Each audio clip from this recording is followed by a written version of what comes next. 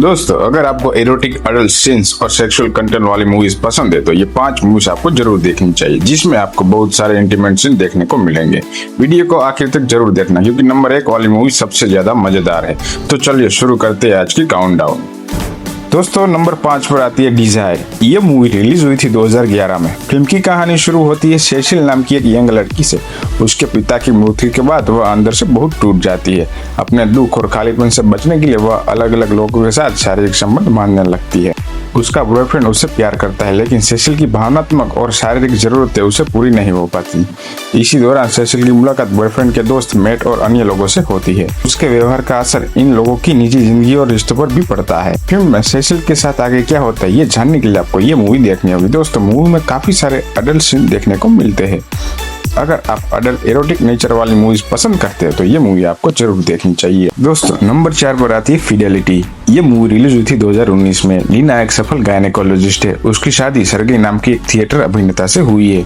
बाहर से दोनों की शादी अच्छी दिखती है, लेकिन उनके रिश्ते में शारीरिक और भावनात्मक नजदीकी लगभग खत्म हो चुकी है। एक दिन लीना को शक होता है कि उसका पति किसी दूसरी महिला के साथ संबंध में है। बिना सच्चाई जाने वह बदले की भावना में एक अजनबी पुरुष के साथ संबंध बना लेती है। इसके बाद वह कई अन्य लोगों के साथ भी संबंध बनाने लगती है और उसकी जिंदगी 2 हिस्सों में बढ़ जाती है। एक तरफ उसका सामान्य वैवाहिक जीवन और दूसरी तरफ उसका छिपा हुआ निजी जीवन। धीरे धीरे उसे एहसास होता है कि उसका शक पूरी तरह सही नहीं था, लेकिन तब तक उसके फैसलों के कारण उसका वैवाहिक और पेशेवर जीवन दोनों प्रभावित होने लगते हैं।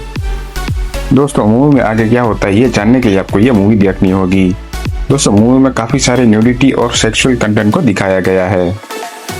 दोस्तों, नंबर 3 पर आती है स्टूडेंट सर्विसेज। ये मूवी रिलीज हुई थी 2010 में। फिल्म की शुरुआत लोरा से होती है। लोरा यूनिवर्सिटी में पढ़ती है और पढ़ाई के साथ साथ एक पार्ट टाइम नौकरी भी करती है, लेकिन उसकी कमाई इतनी नहीं होती कि वो अपने खर्चे और पढ़ाई का खर्च संभाल सके। धीरे धीरे आर्थिक परेशानियां इतनी बढ़ जाती है कि लोरा का पढ़ाई पर ध्यान देना मुश्किल हो जाता है। उसे पैसों की सख्त जरूरत होती है और इसी मजबूरी में वो इंटरनेट पर एक ऐसा विज्ञापन देखती है जिसमें एक आदमी युवा छात्रा की कंपनी के बदले पैसे देने की बात करता है। लोरा पहले इसे सिर्फ एक बार करने का फैसला करती है। उसे लगता है कि इससे वह अपनी आर्थिक संकट से थोड़े समय के लिए संभाल लेगी, लेकिन यह से उसकी जिंदगी बदलना शुरू हो जाती है। पहली मुलाकात के बाद लोरा को एहसास होता है कि इस काम से उससे बहुत जल्दी पैसे मिल सकते हैं। आर्थिक परेशानियों के कारण वह दोबारा ऐसे लोगों से मिलना शुरू कर देती है। अब लोरा इस कमाई पर निर्भर होने लगती है। अलग अलग लोग उससे संपर्क करते हैं और हर व्यक्ति की अपनी मांग होती है।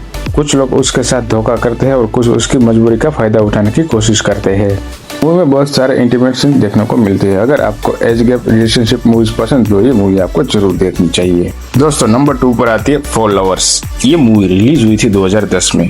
रेचल एक ज्वेलरी डिजाइनर है। उसकी मुलाकात विंसेंट से होती है और दोनों के बीच आकर्षण पैदा हो जाता है। रेचल अपने पति फ्रैंक और विंसेंट की पत्नी टेरी से मिलवाती है। धीरे धीरे दोनों कपल्स बहुत करीब आ जाते हैं और चारों के बीच एक ओपन रिलेशनशिप, पार्टनर शॉपिंग जैसा रिश्ता शुरू हो जाता है। शुरुआत में चारों इस रिश्ते को बिना किसी नियम और झूठ के स्वीकार करते हैं। उन्हें लगता है कि वे एक दूसरे से प्यार भी कर सकते हैं और अपनी शादीशुदा जिंदगी भी जारी रख सकते हैं। वे अपने बच्चों और परिवार से इस रिश्ते को छुपा कर रखते हैं, लेकिन जैसे जैसे समय बीतता है प्यार, आकर्षण और जलन आपस में टकराने लगते हैं। जो रिश्ता शुरू में आजादी और खुशी जैसा लगता था वही धीरे धीरे इमोशनल कंफ्यूजन पैदा करता है। दोस्तों, मूवी में आगे क्या होता है ये जानने के लिए आपको ये मूवी देखनी होगी। दोस्तों, नंबर 1 पर आती है बॉर्डर्स ऑफ लव। ये मूवी रिलीज हुई थी 2022 में। हैना और पीटर कई सालों से एक दूसरे के साथ रिलेशनशिप में हैं। बाहर से उनका रिश्ता ठीक दिखता है, लेकिन हैना को महसूस होने लगता है कि उनकी जिंदगी में पहले जैसी एक्साइटमेंट नहीं रही।